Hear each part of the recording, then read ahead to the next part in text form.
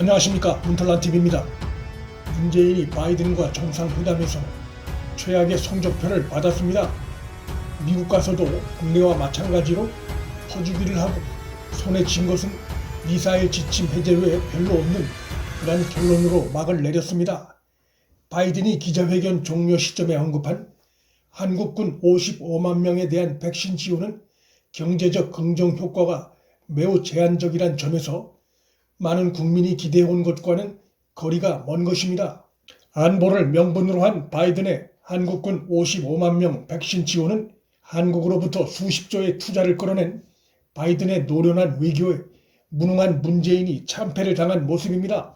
한국군 백신 접종은 한국으로선 시급한 현안이 아님에도 이 지원으로 실질적이고 효과적인 백신 지원을 끌어내는 데 실패했습니다. 이번 문재인 방미 일정에서 가장 중요한 과제였던 백신 지원을 끌어내는 문제에서 한미 양국은 글로벌 파트너십 강화를 해나가기로 합의했다고 발표했습니다. 글로벌 파트너십 강화라는 말은 전 세계 코로나 문제를 풀기 위해 양국이 함께 협력해 나가자는 그럴듯한 발언인데 그 속 내용은 미국이 한국에 개별적으로 백신을 지원하기 어렵다는 의미를 담고 있습니다.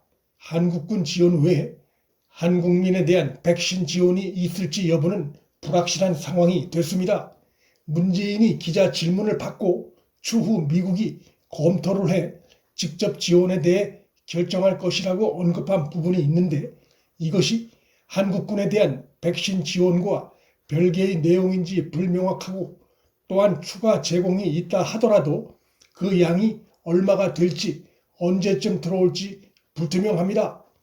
문재인이 답변에서 미국이 한미 동맹 차원에서 한국에 대한 백신 직접 지원을 약속했다고 밝힌 바 있어 한국군에 대한 백신 지원이 미국의 지원을 의미하는 것일 가능성이 커졌습니다. 이러한 지원 방식은 극심한 경제난을 겪고 있는 소상공인 등 자영업자들의 어려움 해소와는 직접적인 연관성이 없는 거리가 먼 것입니다. 미국은 해외에 백신 지원 시에 적용할 원칙을 정해 놓은 상태인데 따라서 그러한 자국 내 원칙을 피하기 위해 한국 내의 미국군 안보와도 연관된다는 이유를 들어 한국군에 대한 백신 지원이라는 방식을 택한 것으로 보입니다. 이러한 결과는 대중국, 대북한 눈치 보기에 매달려온 문 정권이 가장 중요한 동맹 파트너의 상황에 어두운 우물한 외교를 해온 탓에 예상하지 못했을 가능성이 높습니다. 미국 정부는 화이자, 얀센, 모더나 합해서 2천만 회분을 해외에 지원하겠다고 밝히면서 코로나 상황이 심각한 어려운 나라 우선 지원 그리고 공평한 지원이라는 대원칙을 밝힌 바 있어 한국은 지원받기 어려운 상황이었습니다.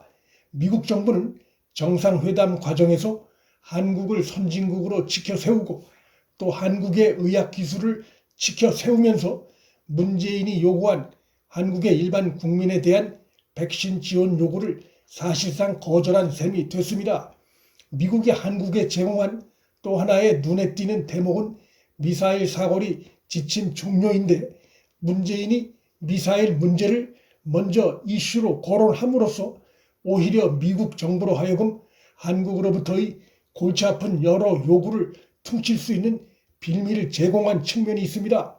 미사일 사거리 해제란 결국 중국과 러시아를 겨냥할 수 있는 미사일 개발이 가능해졌다는 것인데 지금 시점에서 우리 국민이 간절히 바라는 백신 문제와는 거리가 있는 것으로서 우선순위를 찾지 못하는 문재인의 무능 외교를 드러냈다는 비판을 받게 됐습니다. 사거리 해제는 중국을 자극할 수 있는 사안으로서 중국을 견제하려는 미국 정부의 페이스에 말려 들어간 것이 됐고 중국을 지렛대로 북한을 끌어내려는 문재인 정부의 대북 정책과도 엇박자가 불가피해졌습니다. 이로써 문재인은 한국 대기업들이 수십조의 투자를 결정하는 카드를 제공했으면서도 지금 한국의 많은 국민이 간절히 바라는 가장 중요한 백신 지원 문제에선 사실상 빈손으로 돌아오는 셈이 됐습니다. 뿐만 아니라 한국 내의 좌파 세력들이 간절히 원하고 있는 대북 제재 해제나 북한과의 직접 대화, 또 미북 정상회담 그 어느 것 하나도 성과를 거두지 못하고 돌아옴으로써 자신의 지지층으로부터도 비판을 면키 어려워 보입니다. 이것은 문재인의 무능뿐만 아니라 문재인 정권의 수많은 외교 인력들의 역량의 한계가 드러난 것이고, 그간 정상회담을 앞두고 그들이 무엇을 준비했는지 심각한 의문이 드는 상황입니다. 결과적으로 문재인 정권이 바이든 정부의 대외 정책의 핵심, 또 바뀐 대북 정책과 대외 전략에 대해 제대로 파악하지 못했고, 그러다 보니 제대로 된 대응책을 마련하지 못한 것으로 드러난 것입니다.